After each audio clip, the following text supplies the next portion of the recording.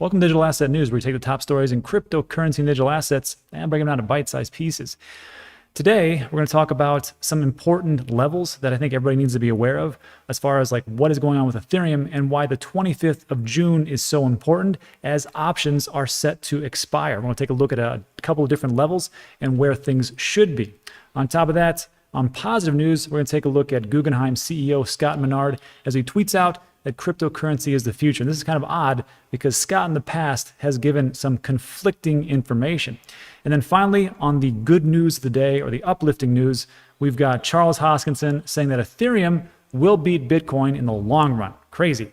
So we'll take a look at all those things, but first, let's take a look at what's going on into the markets. Today, it is the 18th? Yeah, 18th of June, about 10 a.m. El Paso, Texas time, and market's down again. We're at 1.5 trillion.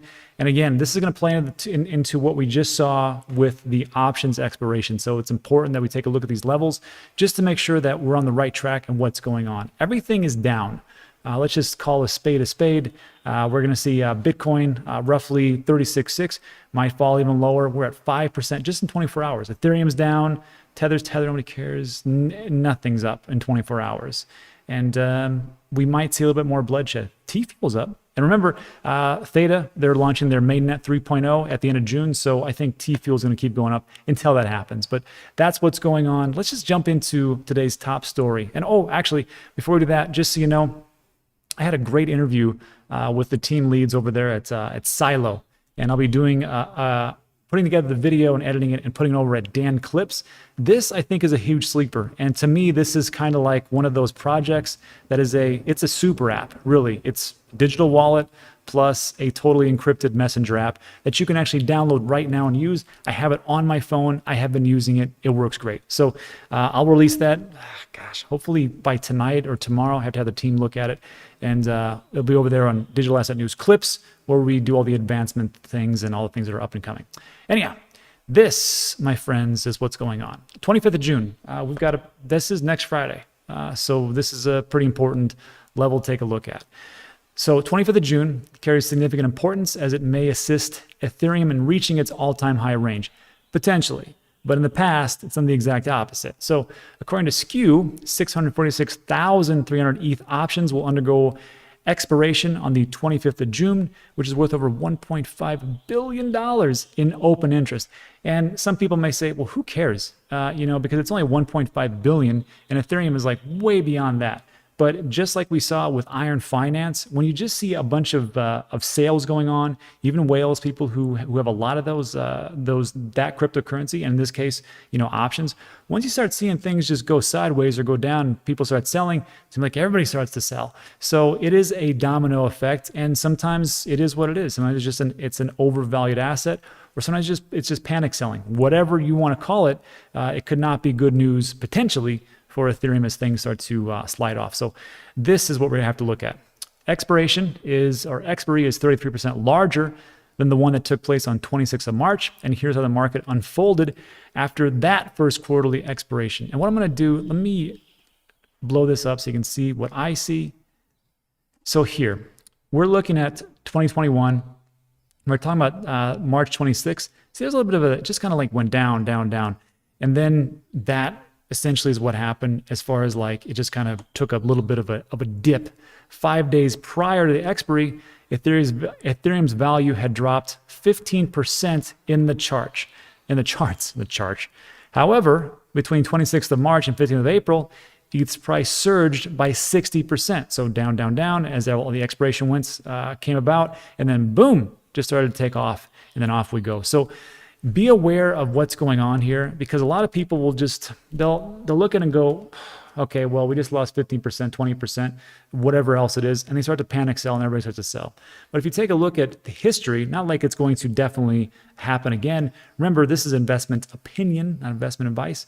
You can see what happened in the past. So we had a bit of a drop and then it just kind of took off again. Now, unfortunately, if you take a look at the same chart, where are we again? We're still went down. So this is a good idea to lock in your profits. Nobody ever went broke taking profits, but it's just important for these levels so that you're aware of by next Friday.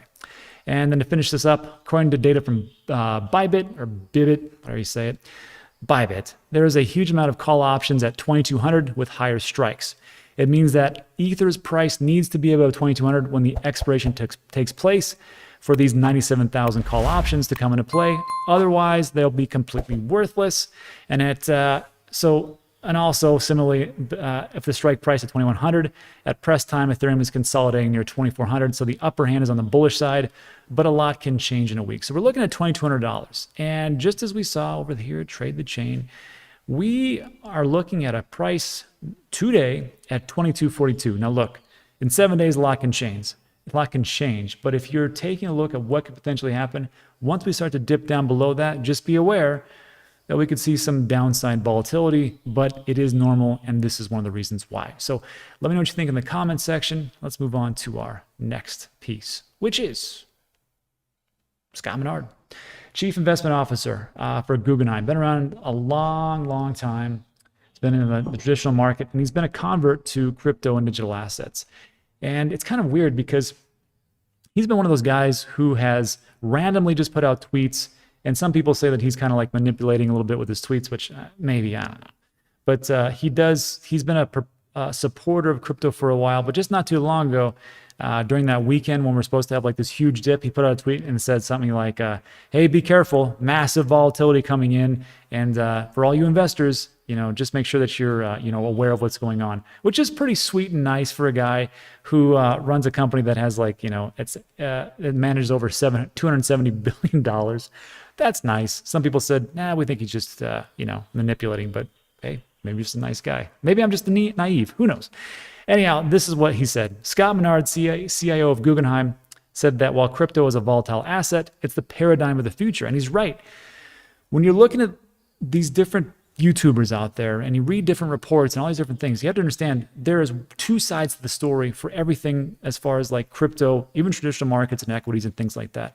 There are traders who are really they're just obsessed with a short-term type of trade, a gain, whether that be on the hour, on the day, on the week, swing trades, whatever else it is. And then there's the other side of people like me who are just investors and we just are in it for the long haul. I don't really care too much about the short-term volatility because I see where things are going. And when Scott is talking about this, he really is putting on his investor hat and going, this is the asset of the future. So when he says things like, hey, expect volatility, he's right. He was 100% right. And there was huge volatility in those last 2 weeks ago. So take it for what it is. He says crypto will continue to be volatile, but as a paradigm in the future. He noted that and this was interesting. He also noted that the potential for an attack on our payments infrastructure is one of the largest external threats to the financial system as a whole. And he states, the possibility of an attack on the global payment system is one of the biggest exogenous risks to the stability of the financial system. I never thought about that, but now it makes a lot of sense. Everything that is so centralized in the banks, we see a lot of things that are going on with ransomware and different hackers from across the world, and they're really getting into these corporations and these entities, and they're demanding all this money because they're shutting things down. Why couldn't they do that with SWIFT? Why couldn't they do that with the infrastructures as far as like the payment system like Scott is talking about? A great way to get around that, probably decentralization. So, I mean, if you're going to talk about these things, I think we should talk about everything, and I'm going to put that in a little feather in my cap to try to remember those things as I'm debating people on the benefits of crypto and digital assets, because as far as it pertains to decentralization, it makes a lot of sense. And then lastly, he says, why am I so optimistic about inflation? There's three words: demographics, debt, and technology. Our shrinking workforce, slowing birth rate, rising debt loads, and adoption of tech that improves economic productivity are all deflationary. Debate that in the comment section. I'm not for sure. He also said that Guggenheim has seen no evidence that inflation is contributing to increase in prices and that the bond bull market is over. So, look, I'll agree with Scott on the very first parts, which is crypto is the future. It makes a lot of sense to me, and that we should use it as far as like to protect the payment system that we have right now, because it is ripe for an attack. And I think that a nation state could really just do a lot of damage with just cyber warfare. Totally agree. As far as like the inflation things, I see a lot of things around me that are going up in price. The dollar's still strong, and we had Nick Mancini on from TTC yesterday, and he pretty much laid out a pretty great case as far as like assets and the strength of the dollar. But I just can't get my head around that the Fed can print 30% of the entire circulating supply of the dollar in the last year, and we're not going to see inflation. Maybe I'm wrong. Let me know where our opinions differ in the comment section. Let's finish up with our last piece, which is, I think, like a pretty good, a pretty good article. I like this one. Charles Hoskinson, everybody's favorite person to rip on, besides Mark Cuban lately and his DeFi thing. But it was a good interview between him and Lex Friedman, and he just comes out and says, "Hey, Ethereum will beat Bitcoin in the long run." And I thought it was it's good to know, and I'm glad this the Herald Sheets brought it up. So during a 5-hour interview with AI researcher Lex Friedman, and I'm going to link this in the comments or in the description below. It's 5 hours. It's a 5-hour interview, and I've been breaking it up. I'm at over just about an hour or so now. I'm trying to get the other 4, but it's fascinating, and it's really interesting where they talk about where things started as far as like Hoskinson with his where he got into with Bitcoin, and then a little bit in Ethereum, and then how Cardano works and how the whole infrastructure is going to work and everything else. But he's very positive about Ethereum. So I think that's good. We need more of those things in this community because, as you know, just go over Twitter and you'll have no shortage of people poo-pooing all over other projects. So he states this: the problem with Bitcoin is it's slow. Let's be honest, it's kind of slow. It's like the mainframe programming of the past. The only reason it's still around is because there was so much invested in keeping it around that we just kind of have to leave it there. Okay, so that's one part that Charles will say, and I can understand what he's saying here, but he does have a good point here. A lot can be done to improve the Bitcoin network in order to make it a system to beat. He said Bitcoin is too slow, and its methodical development process is a huge hindrance to its involvement. Charles said that Ethereum doesn't have all these shortcomings due to the fact that its developers love involvement. Ethereum is getting to a point where it has a similar network effect to Bitcoin. Very true. I mean, we see a lot of things being built. I mean, everything's built on Ethereum. What am I saying? And as far as like DeFi and things that are locked up. So yes, the only thing is, can they roll out Ethereum 2.0 and really get things going? And let's see how that EIP 1559 works out as far as burning gas fees and tipping the miners. I don't know. Hopefully it reduces those crazy gas fees. And then to finish up, and so that means if you look at the trajectory of things, if I had to bet on just those two systems, Bitcoin or Ethereum, I would say 9 times out of 10, Ethereum is going to win the fight against Bitcoin. It was the only competitor, and it makes sense. Ethereum, it seems like, who said it really well was Terry Crews, the actor. And they asked him, how do you differentiate between Bitcoin and Ethereum? He goes, well, Bitcoin's gold 2.0. Really, it's like gold. He goes, but Ethereum is the oil for my machines. He goes, I like to create, I like to build things, I like to get into businesses. So I need that oil to run the machine. And that's what Ethereum does. And I'm like, it's a pretty good way to look at it. Bitcoin's like a store of value. It's like gold. And then Ethereum kind of lubricates everything and makes all the engines run. And then to finish up, Charles says, but obviously, we're here and a lot of other people are here. So there's different things going on.